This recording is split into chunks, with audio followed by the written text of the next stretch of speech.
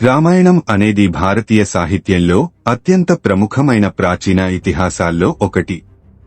దీనిని వాల్మీకి మహర్షి రచించారు. రామాయణం కథ రాముడు, సీత, లక్ష్మణుడు, హనుమాన్ మరియు రావణుని చుట్టూ తిరుగుతుంది. రాముడు అయోధ్య రాజు దశరథ మహారాజు యొక్క అగ్రమాత్రుడు. సీత రాముని సతీమణి. రాముడు తన తండ్రి వాగ్దానాన్ని నిలుపుకోవడం కోసం అడవికి వెళ్లిపోవడమే రామాయణం యొక్క ప్రారంభం.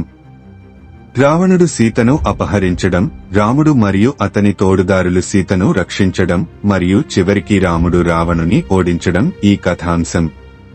ఈ మహాకావ్యం మనిషి ధర్మం, న్యాయం, ఆచారాల మీద ప్రతిబింబిస్తుంది. రామాయణం మొత్తం 7 కాండాలుగా విభజించబడింది. బాలకాండ. ఇది రాముడు, సీత, లక్ష్మణుడు మరియు కైకేయి గురించి మరియు రాముని బాల్యం, గుండె ధైర్యం మరియు వాల్మీకి మహర్షి యొక్క ఆశీర్వాదాలతో రాముడు ఎలా పెరిగాడో చెప్పబడింది. రాబోవు ఎపిసోడ్లో బాలకాండ గురించి తెలుసుకుందాం.